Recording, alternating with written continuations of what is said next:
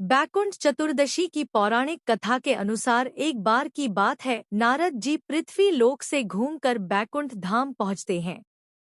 भगवान विष्णु उन्हें आदरपूर्वक बिठाते हैं और प्रसन्न होकर उनके आने का कारण पूछते हैं। नारद जी कहते हैं, हे प्रभु, आपने अपना नाम कृपानिधान रखा है। इससे आपके जो प्रिय भक्त हैं वही तर पाते हैं।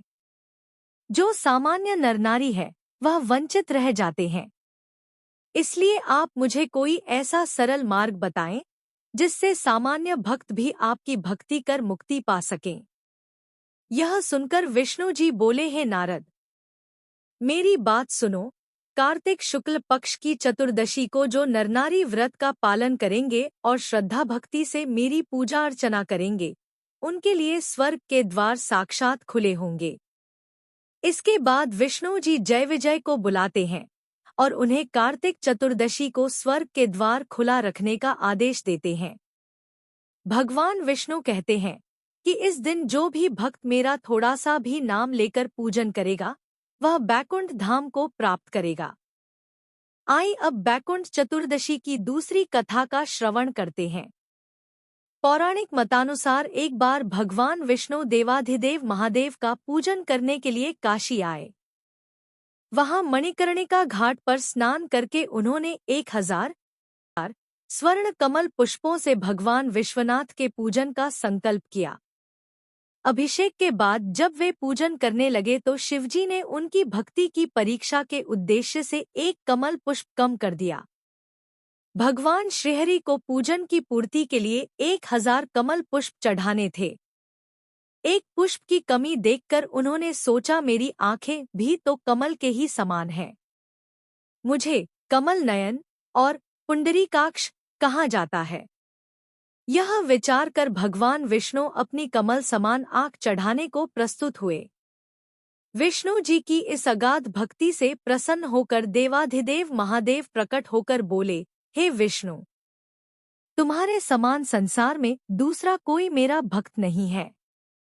आज की यह कार्तिक शुक्ल चतुर्दशी अब बैकुंठ चतुर्दशी कहलाएगी और इस दिन व्रत पूर्वक जो पहले आपका पूजन करेगा उसे बैकुंठ लोक की प्राप्ति होगी।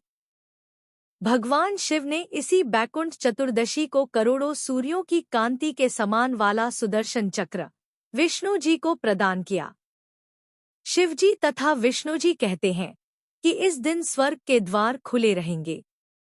मृत्यु लोक में रहने वाला कोई भी व्यक्ति इस व्रत को करता है वह अपना स्थान बैकुंठ धाम में सुनिश्चित करेगा।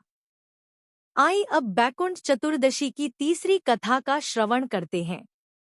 धनेश्वर नामक एक ब्राह्मण था जो बहुत बुरे काम करता था। उसके ऊपर कई पाप थे। एक दिन वो गोदावरी नदी में स्नान के लिए गया। उस दिन बैकुंठ चतुर्दशी थी। कई भक्तजन उस दिन पूजा अर्चना कर गोदावरी घाट पर आए थे। उस भीड़ में धनेश्वर भी उन सभी के साथ था। इस प्रकार उन श्रद्धालुओं के स्पर्श के कारण धनेश्वर को भी पुण्य मिला। जब उसकी मृत्यु हो गई तब उसे यमराज लेकर गए और नरक में भेज दिया।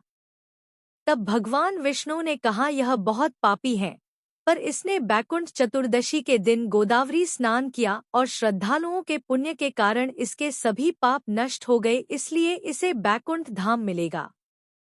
अतः धनेश्वर को बैकुंठ धाम की प्राप्ति हुई। किसी गांव में एक साहूकार था और उसका एक बेटा व बहू भी थे। बहू कार्तिक माह में रोज सवेरे उठकर गंगा स्नान के लिए जाती थी। सुबह जल्दी जाते समय वह किसी भी पराये पुरुष का मुंह नहीं देखती थी।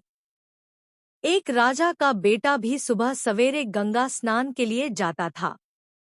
वह हैरान होता कि मैं इतनी जल्दी उठता हूँ स्नान के लिए, लेकिन कोई है जो मुझसे भी जल्दी उठकर नहा लेता है।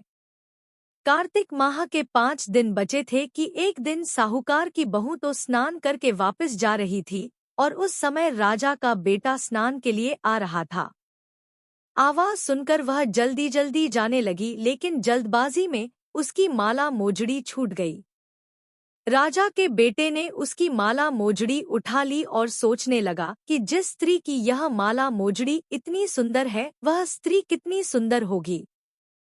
उसने पूरे गांव में मुनादी करवा दी कि जिसकी तह माला मोजड़ी है वह 5 रात मेरे पास आएगी।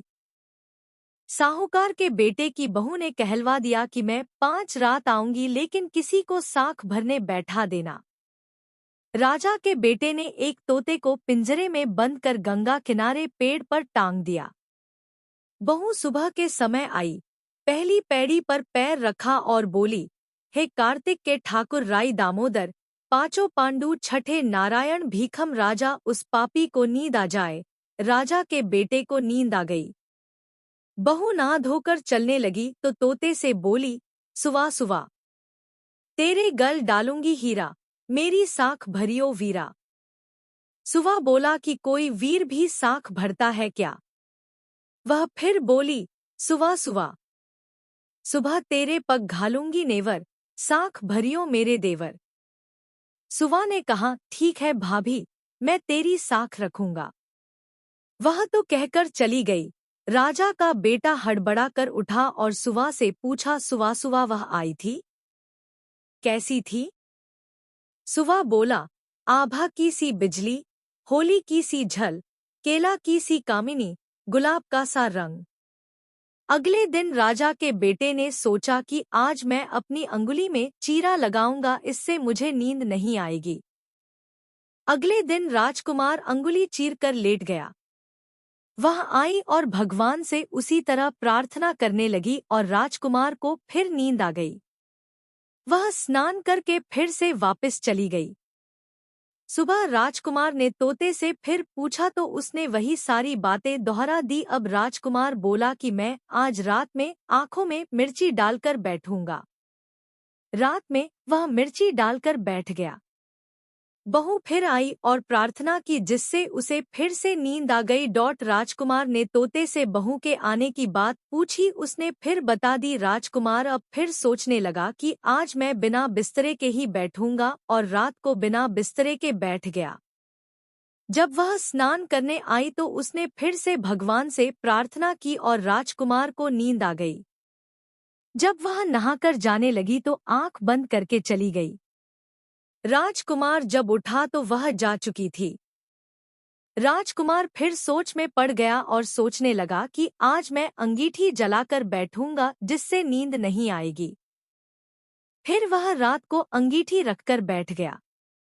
साहूकार की बहू आई और वह भगवान से प्रार्थना करने लगी कि आपने 4 रातें तो निकाल ली, अब यह रात और निकाल दो। भगवान ने उसकी बात रख ली और राजकुमार को नींद आ गई। जब वह नहाकर जाने लगी तो तोते से बोली कि इस पापी को कह देना कि 5 रातें पूरी हो चुकी हैं। वह मेरे मोतियों की माला मेरे घर भिजवा दे। सुबह राजकुमार की आंख खुली तो उसने तोते से पूछा कि क्या वह आई थी, तो तोते ने कहा, हाँ, वह आई थी और उसने अपनी माला मंगवाई है। यह सुन राजकुमार सोचने लगा कि वह तो सच्ची थी, तभी तो भगवान ने भी उसका सत्य रखा। कुछ समय के बाद राजकुमार को कोढ़ हो गया। राजा ने ब्राह्मण को बुलाकर पूछा कि मेरे बेटे का शरीर क्यों जल रहा है। ब्राह्मण ने विस्तार से सारी बात राजा को बताई कि इसने क्या किया था। ब्राह्मण ने कहा कि इसने पतिव्रता स्त्री पर बुरी नजर डाली, इसलिए यह इस रोग से पीड़ित हुआ है। राजा ने इसके ठीक होने का उपाय पूछा तो ब्राह्मण ने कहा कि यह उस साहूकार की बहू को धर्म की बहन बनाए और रोज उसके नहाए हुए जल से यह स्नान करे, तब यह ठीक हो सकता है। राजा साहूकार की बहू की माला लेकर साहूकार के घर गया और बोला कि यह माला आपकी पुत्रवधू की है, इसे ले और आपकी बहू के नहाए हुए जल से मेरे बेटे को नहला दें। साहूकार बोला कि वह तो किसी पराये पुरुष का मुंह तक नहीं देखती। आप उसे इस नाली पर बिठा दीजिए, जब वह ऊपर नहाएगी तब नीचे इस नाली के पानी से आपका पुत्र नहा लेगा। राजकुमार ने सा ही किया और कुछ समय बाद उसका शरीर चंदन सा हो गया। हे पंच भीखू देवता, जैसे आपने साहूकार की पुत्रवधू का सत्य रखा वैसे ही सभी का रखना।